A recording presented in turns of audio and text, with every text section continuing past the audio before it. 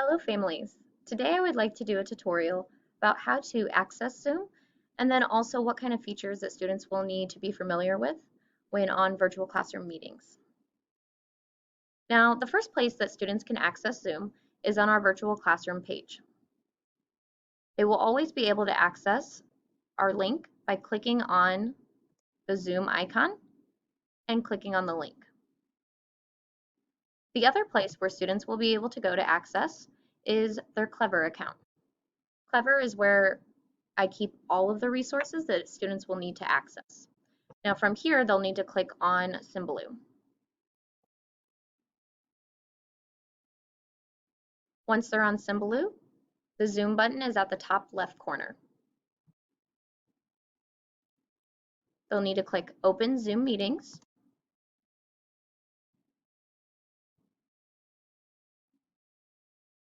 And from here, it will connect them through their Google account.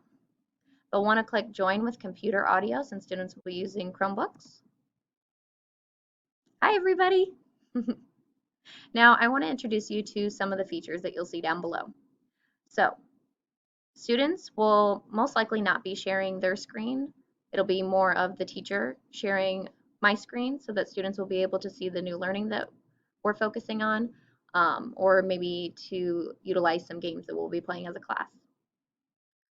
There's also a record button, so I will be recording every lesson from morning to afternoon. And the reason for this is because we have families that may not be able to access the learning throughout the day, or students may need a refresher and to go back and think about some learning that maybe they didn't quite understand the first time. So each lesson will be recorded and added to our Seesaw account, so students will be able to access that at any time, and families as well. We do have some reactions here that are pretty cool. So students, anytime that they have a friend who shares a great idea, or maybe they're reading a journal activity to us, we can clap for that friend, or we can give them a big thumbs up that we like that idea. I will also be utilizing breakout rooms.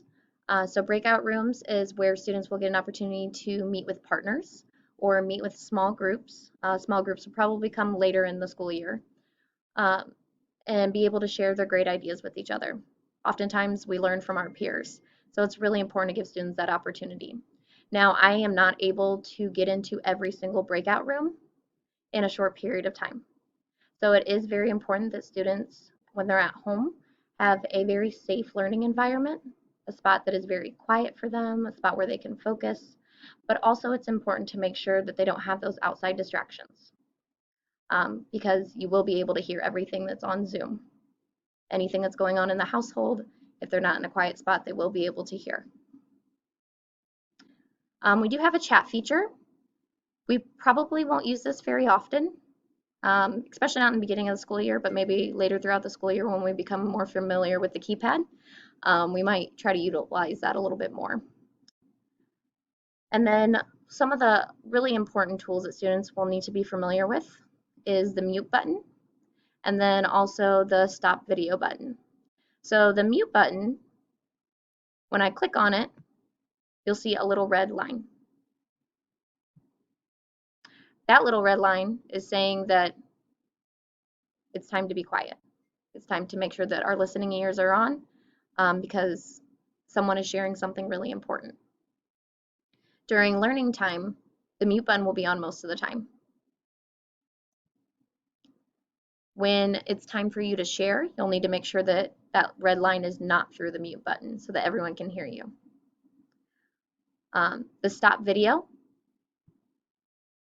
you can see when I click on it that you can't see my face anymore.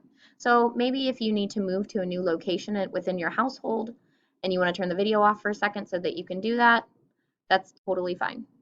The district is asking though that we keep the video on throughout our virtual lessons. And it's mainly so that teachers can use facial expressions to really see what students are getting and what students may be a little bit confused with, because it's easy to read a student's face when they're like, what are you talking about, Mrs. Puzo? Let's see. And then with that being said, the only other feature that I would like to introduce on Zoom is the end button. So when we are all done, with our learning for that lesson, students will click the end button and then they will be able to leave the Zoom meeting. If you have any further questions about Zoom or you have any concerns, please feel free to contact me at any time. Have a wonderful day.